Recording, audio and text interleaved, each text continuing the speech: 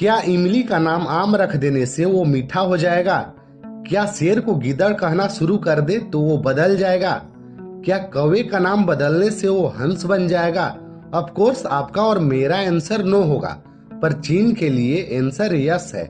चीन की एक आदत है, वह दूसरों के घर के सामने अपना नेम प्लेट लगाकर उस घर को अपना बताने लगता है, और उसकी इसी खास शौक के चलते चीन अपने नाइबर के लिए हेडेक बना हुआ है। चीन के इस पागलपन का शिकार इंडिया भी है।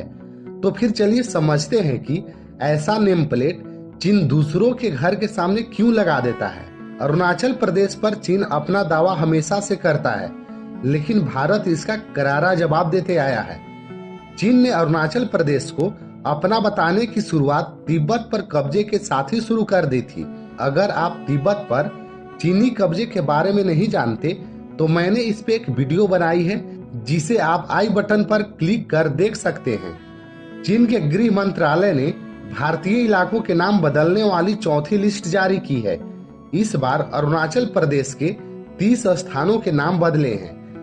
अप्रैल 2023 में उसने अरुणाचल प्रदेश की 11 जगहों के नाम बदल दिए थे। इससे पहले 2021 में 15 और 2017 में 6 स्थानों के नाम बदले थे। चीन केवल रिहायशी इलाकों के ही नाम नहीं बदलता, बल्कि पर्वत और नदियों के भी नाम बदल देता है। फिर आपके मन में यह सवाल आएगा कि आखिर चाइना ऐसा करता क्यों है? तो इसका सीधा जवाब है चीन की विस्तारवादी नीति।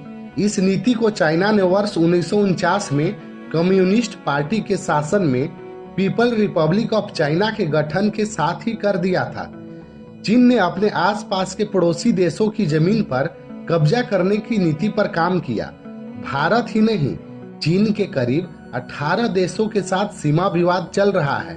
चीन केवल अपने पड़ोसियों की ही नहीं, बल्कि अपनी सीमा से दूर बसे देशों की जमीन या समंदर हड़पने की बात करता है। हम ऐसे दौर में रह रहे हैं जहां पर कोई देश किसी और देश पर पूरी तरह से कब्जा नहीं कर सकता। ये अलग बात है कि किसी क्षेत्र को लेकर विवाद हो, लेकिन पूरे देश पर कब्जा कर पाना मुश्किल है। इसीलिए चीन विस्तारवादी नीति के तहत अलग अलग देशों के छोटे छोटे हिस्से को अपना बताता है। ये चीन का तरीका है जिससे चीन दूसरे की जमीन को अपना बताता है।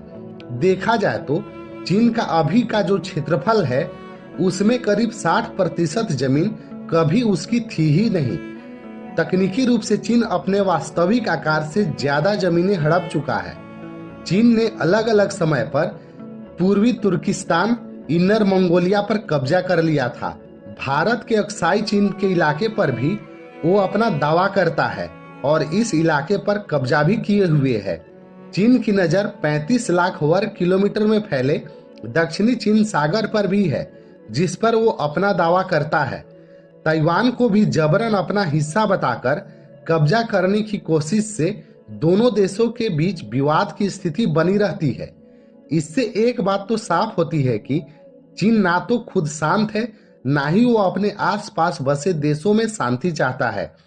वो ग्रेटर चाइना के कॉन्सेप्ट पर आगे बढ़ रहा है, जिसका मकसद चीन के आसपास बसे देशों की जमीन पर कब्जा करके उन्हें अपना हिस्सा बनाना है। वैसे नाम बदलने से कुछ नहीं होता।